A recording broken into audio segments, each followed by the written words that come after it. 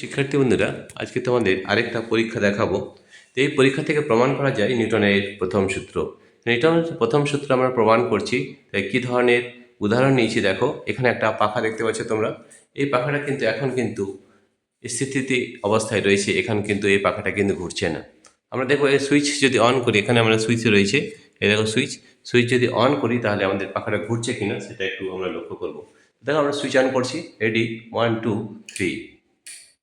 Switch on করছি, তাহলে কী হবে দেখে নাও। পাখা সুইচ অন করছি, রেডি, 1 2 3। দেখো সুইচ কিন্তু অন করতে পাখাটি ঘুরতে শুরু করেছে। এবারে আমরা পাখার যদি সুইচ যদি অফ করে দিই তাহলে কী হচ্ছে দেখো।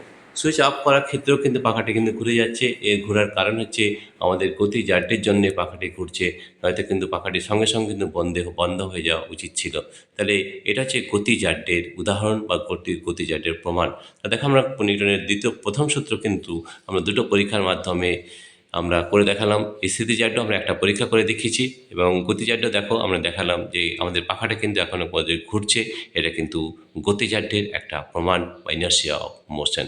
তাই নিউটনের প্রথম সূত্র কিন্তু আমরা প্রমাণ করলাম দুটো পরীক্ষার সাহায্যে। একটা হচ্ছে স্থিতিজাড্য এবং এটা হচ্ছে গতিজাড্য। পাখা কিন্তু এখনও কিন্তু ঘুরছে।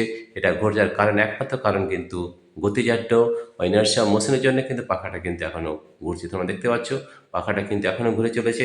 তার কারণ, একমাত্র কারণ হচ্ছে গতিজাড্য। তাহলে প্রশ্ন হচ্ছে যে পাখাটা বন্ধ কেন হচ্ছে।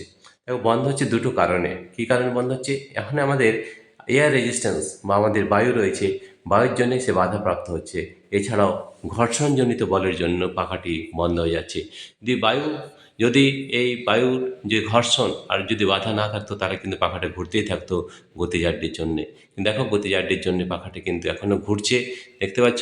আস্তে আস্তে কিন্তু পাখাটি বন্ধ হতে চলেছে। তার দুটো কারণ, একটা এয়ার রেজিস্ট্যান্স আর ঘর্ষণজনিত বা ফ্রিকশনাল ফোর্সের জন্য পাখাটি কিন্তু দাঁড়িয়ে আছে।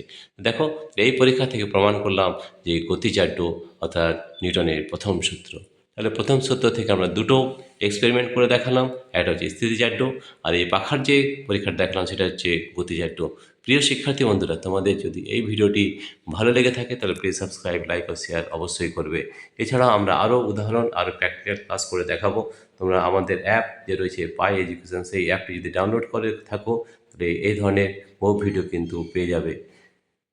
আমাদের এই অ্যাপটি ডাউনলোড করতে হলে আমাদের এই ভিডিও ডেসক্রিপশনে অ্যাপ লিঙ্ক দেওয়া আছে, সেখানে ট্যাপ করলে আমাদের অ্যাপটি ডাউনলোড হয়ে যাবে।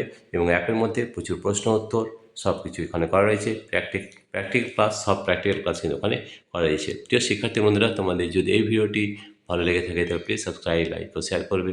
Thank you everybody for watching this video.